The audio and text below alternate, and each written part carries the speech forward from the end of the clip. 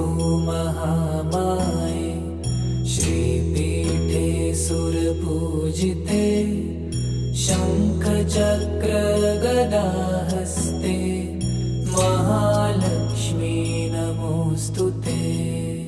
अफजल खान जेव्हा स्वराज्यावर चालून आला, प्रतापगडाच्या पायथ्याला येऊपर्यंत तो तुळजापूर, पंढरपूर, वाई या मार्गाने आला.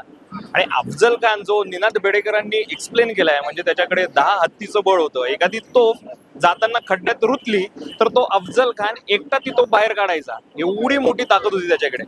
पण आपल्या शिवाजी महाराजांनी त्या अफजल खानाला 2 मिनिटात मारला. तुळजापूरला आल्यावर त्यांनी तुळजापूर शहर उद्ध्वस्त केलं. तुळजापूरच्या मातेच्या मूर्तीची विटंबना केली.